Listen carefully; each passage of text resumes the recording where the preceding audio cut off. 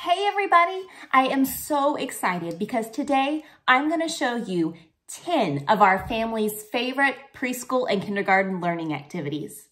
Let's get started.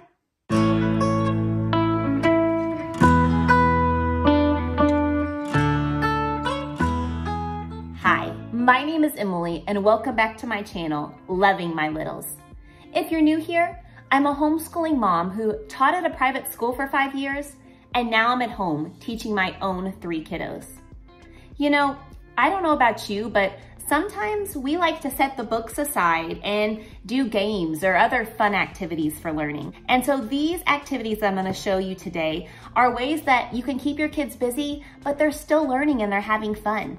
And all these activities are either really inexpensive, only a couple dollars to put together, or a lot of them, to be honest, are things you probably already have sitting around your house. So I'm going to show you our top 10, and then hopefully you can find something that you can use for one of your kiddos. All right, let's get started. All right, so the first activity I'm going to show you is matching capital letters and lowercase letters. So we used these building blocks, and we have this one right here. We put these stickers on. You can also write on them, but we just wanted to be able to take the stickers off and use them for something else if we needed to. And so we used these color coding labels, and they're normally in the office supply section for a couple dollars.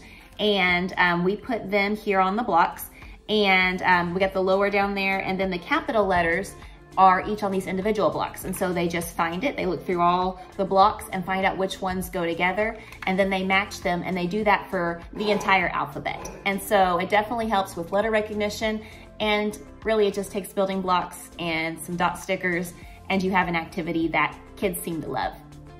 All right, activity number 2 also uses blocks, but we used a different kind on this one. They are the smaller building blocks, and they have all these different colors, which is important because we made pattern cards on cardstock. Now, I am not an artist. I'm far from an artist, and I'm not very creative. You'll see that on some of these, but thankfully it's for my kids, and so they're happy with what mama can do.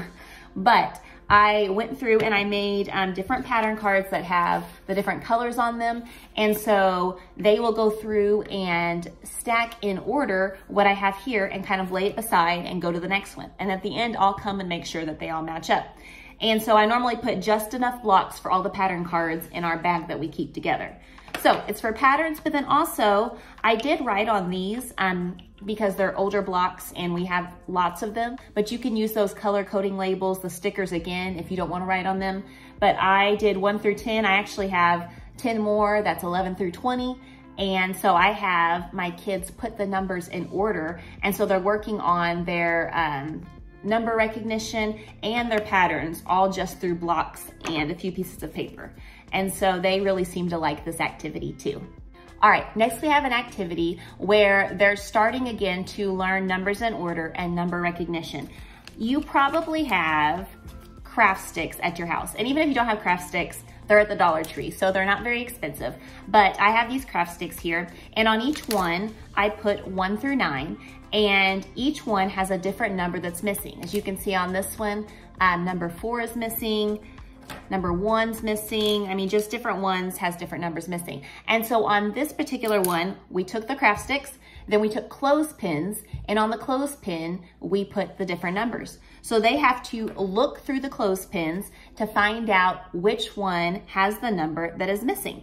And then they take that clothespin and they put it in the right spot to fill in the missing number. So this not only works with, again, number recognition and knowing their correct order and what's missing, but also using clothespins. We use those on 3 or 4 of these activities because it helps with their strengthening their muscles and getting them ready for those fine motor skills. So clothespins, popsicle sticks, it's a great activity for your kids to use. All right, so for our next activity, I made these kites. Now, I just got some free clip art off of the computer and I put them on cardstock. You can freehand it if you want. And then I put a number in the center, and then we used these, we poked a hole and we used these pipe cleaners as the tail of the kite. And so what they do is they look at this number, and then I have this bag of pony beads, and they would look and say 7. So they would put 7 beads on the tail of the kite. And so not only does this help with recognizing the number, but it also helps with counting objects. And then threading the bead onto the pipe cleaner is, again, fine motor development. So why not have them work on something that helps their development while they're learning? It's kind of like a double win. So my daughter really liked this one, and it's definitely helping her with her number recognition. And so we really like it. All right, so the next one is probably one of my favorites, and it might just be because I think it's really cute.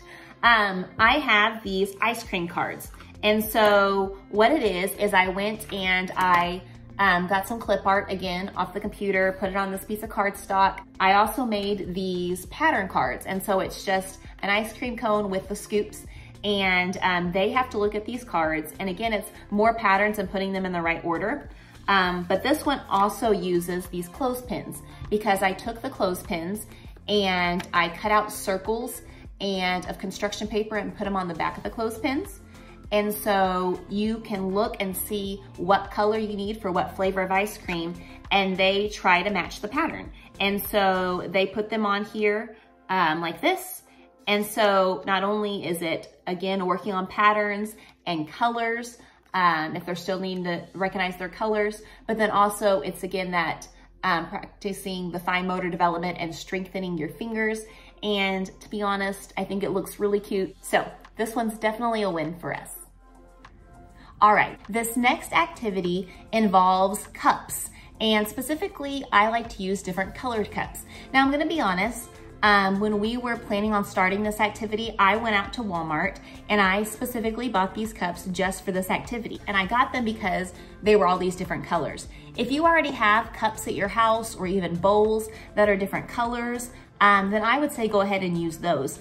But what I did is I went and I made these pattern cards. And so some of them, some of the harder ones, are even stacking the cups in a certain order. So it's not even just patterns, it's also hand-eye coordination. It's kind of a spatial awareness, you know, knowing where to put them. And then some of our cards even have where some of them, the cups are up, facing up, some of the cards are facing down. We have some where they're stacked inside each other. So that one actually gets my daughter's mind really thinking, because she's only 4, but she really likes this one. And so trying to decide, okay, what cup's supposed to be on the inside or what cup's supposed to be on the outside. So it's patterns, but kind of even a little more in detail. And so it's a lot of fun for them to do, and both of my kids seem to really like it. All right, so this next activity also involves a cup, but these are clear cups. And the reason they're clear is because we made these cards and they have different patterns of circles on them. And so what they are is we got these pom-pom balls. If you have kids and you do crafts at all, you probably have these in abundance. And so I personally like to use the larger ones for this activity. And so they look at the card and they place the pom-pom balls in the cup and they try to make it look exactly like the card. And so it helps with color. It helps with that spatial awareness, because they're trying to find out which ones go which way, which ones go on top. And then also I use different sizes. I have some that have the big white ones, some that have the medium white ones. You could even get little ones. And really they have to use their mind to make it look exactly like this cup. And so maybe for your 3 and 4-year-olds, you just want them to have the right colors in the cup that are on your card. But like for my 5-year or 6-year-old now, getting ready to go into 1st grade, I challenge them to make it look exactly like this. And so it helps them with a lot of things that they're trying to figure out in their mind, and it just gets their mind really working, and it's also a fun activity. So for a few pom-pom balls and a cup, I think it's a pretty cheap and fun activity for your kids to use. Okay, so this next activity is probably one of my kids' favorite. I mean, seriously, the last time we did it, they were begging me My son, because I was letting my daughter do it, my son was begging me to let him do it next because it's a sensory activity, and who doesn't like a sensory activity? For this one, we personally use a big tub of rice. You don't have to use rice. You could probably use sand, other things that kids like to dig around in. We use rice for a lot of our things, but we use it for a couple different things. First of all, if you watched my essentials video, I have a part 1 and a part 2 for essentials for preschoolers and kindergartners. If you haven't watched it, I'd check it out. But in one of those, I mentioned how much I love puzzles. I really like watching my kids do puzzles, finding neat puzzles to do. And so one of the things that you can add to puzzles is you can take the pieces from the puzzle. It doesn't even have to be, we personally did a letter puzzle where my daughter had to go through and dig and find the letters and put them in the right spot. It can honestly be any puzzle. You can hide them. And so it's, you know, all the different things that you get from doing a puzzle, like I've said before, you know, hand-eye coordination, attention span, working on their attention span. This one was learning their letters, letter identification. But also it just makes it more fun when they're trying to find it. Then also we have, these are a little bit harder to find. So to me, they're more fun. They were from the dollar spot at Target. They're little erasers. And so they're just little letters that are just, again, rubber erasers. And we found them at Target. And so I hide these in the rice as well. And then we have Phonics Cards with our curriculum that we use. We use ACE for reading. And so I lay out those Phonics Cards. Normally I only do like 6 to 8 cards at a time. And so that's the letters I hide, but I hide multiple of each letter. And so they have to go through and find a letter. And so when they find a letter, whether I just want her to match them up because maybe I need her to do that while I'm working with her brother, she'll just lay it on the card and go to the next one. Or if I'm working with her, I'll have her find it. Then we'll say, okay, what letter is that? B. So what does B read? B reads B, B, B. Buffalo reads B, B, B. And then she'll set it on the card. And so it's a fun way because she has to find them, so it makes it more fun, you know, more of a challenge. But then it's also finding those letters, making the sound, and matching them up. So this is something that both of my kids really, really like. Now it can be a little messy, I'm not gonna lie, but to me it's worth it because they really enjoy it.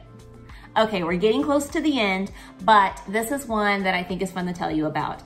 I have this where I just put my daughter's name. I put each letter on a piece of construction paper. You could do regular paper. And then again, we use these color coding labels.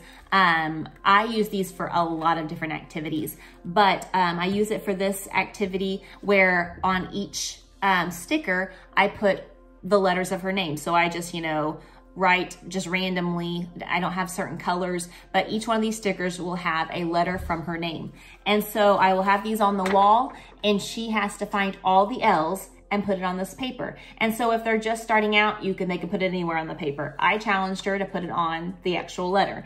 And so she has to go through and find every sticker and put whatever letter that sticker says onto the page with the letter of her name. And so it's recognizing the letter. She's learning to recognize her name, something about it. You could do it with just any letters, but I personally like to do the name when they're learning how to spell and write their name. And then also, again, fine motor development. Like I mentioned in that essentials video, peeling off the sticker is using that pincer grasp. And so it really is helping them with that development. And so using the stickers where they peel them off, put them on the right page.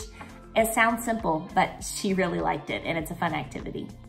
Our final learning activity, again, involves these wooden clothespins, and it also involves these cute little spiders. That's what it's supposed to be. It's supposed to be a spider.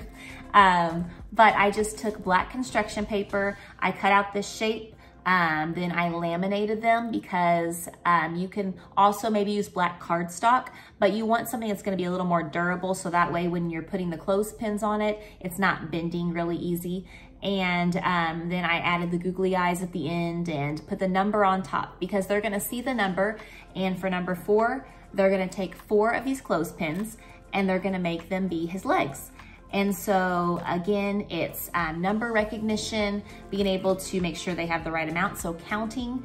And then you're using these fine motor skills again, working on strengthening the muscles in your hands and your fingers, that pincer grasp. And so while you're learning your numbers, you're also developing that as well. And so it's definitely a win, and it's just a cute, fun way to work on your numbers without having just to do book work. It's something different, and the kids seem to really like it. So it's definitely a win in our house.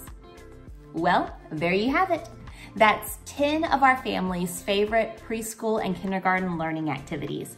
I hope through this list, maybe you were able to find something that you can incorporate and use in your own homeschool.